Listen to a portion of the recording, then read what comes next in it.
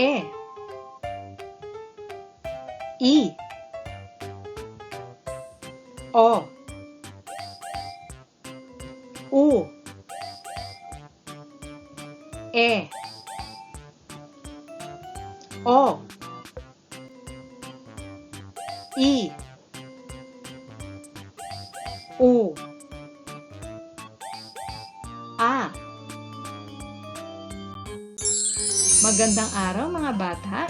Ang ating aralin ngayon ay tungkol sa mga titik, tunog at salita. A, E, I, O, U.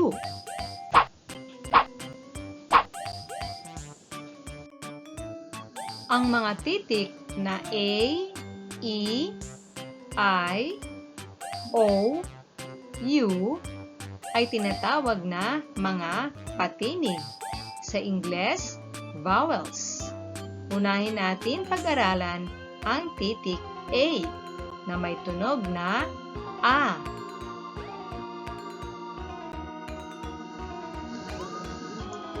Maaari ka bang mag-isip ng mga bagay na nagsisimula sa titik A o tunog A? Halimbawa, A, aso.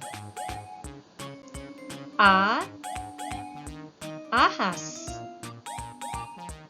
A, apa.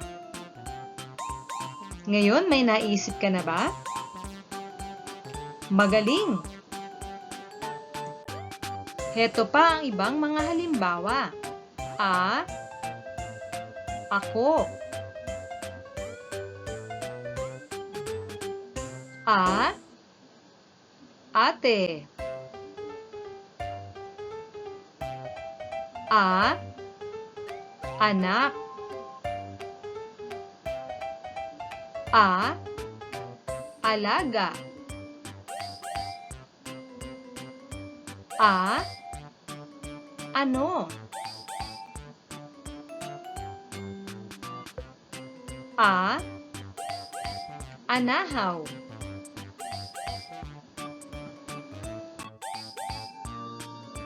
Alak. Ama. Abo. Ataol. Alupihan. Alimango.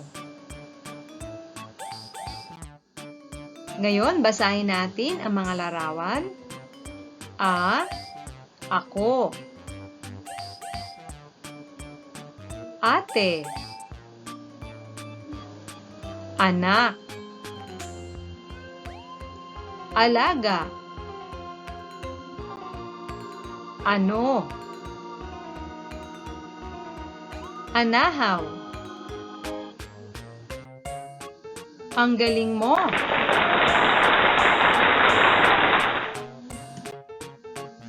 Dumako tayo sa titik E. Maaari ka bang mag-isip ng mga bagay na nagsisimula sa titik E? Tunog E. Halimbawa, E, X. E, Eskimo. May naisip ka na ba? Magaling! Ito pa ang ilang mga halimbawa. E, ehersisyo. E, eroplano. E, eskoba. E, eleksyon. E, estudyante. E, espada. E, estatwa.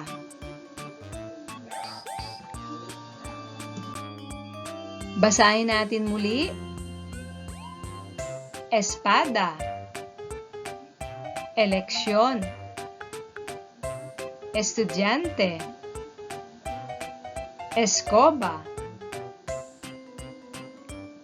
eroplano, ehersisyo.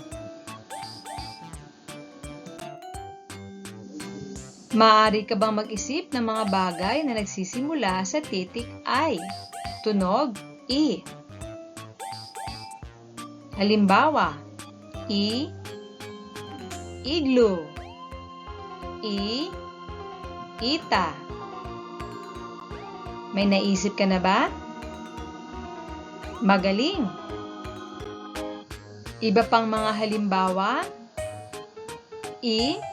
ilaw, inahin,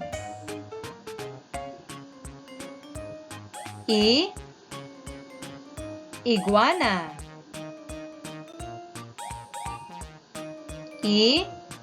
isa,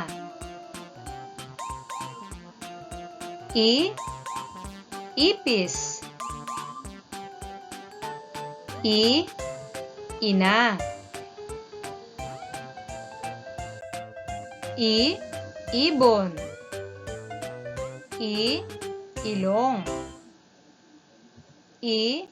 ipo-ipo, itlog, itak, isda. Basahin natin. Inahin, ilaw, iguana, isa, ipis, ina. Ngayon, maaari ka bang mag-isip ng mga bagay na nagsisimula sa titik O? Tunog O. Halimbawa, oso, oto. May naisip ka na ba? Magaling! Iba pang mga halimbawa, ospital, okra, octopus,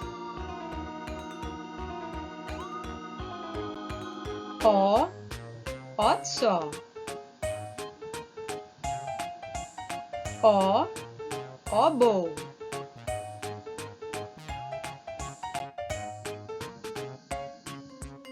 oblong, okra,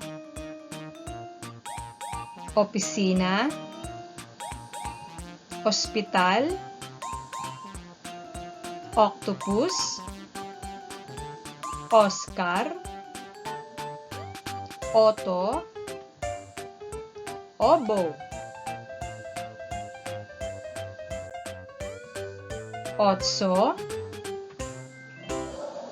oso,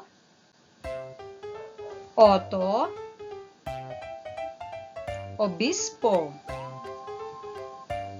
oregano, orasan. Ngayon, maaari ka bang mag-isip muli ng mga bagay na nagsisimula sa titik U? Tunog U. Halimbawa, ulap, ulan. May naisip ka na ba? Magaling! Mga iba pang halimbawa, ubas, unan, upuan,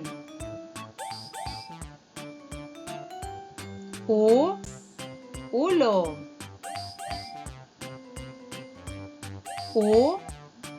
uling, ulan, usa,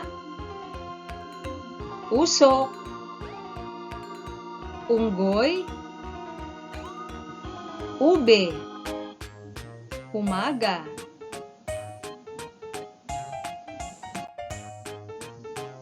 upuan, punan,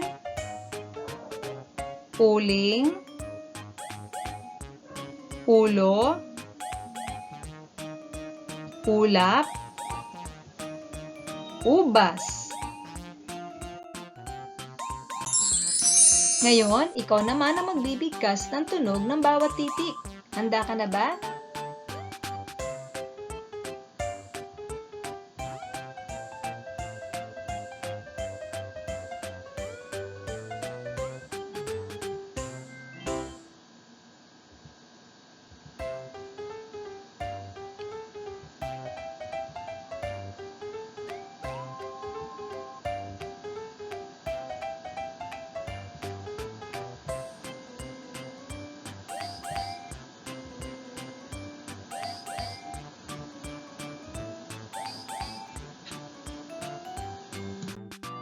Ang galing mo!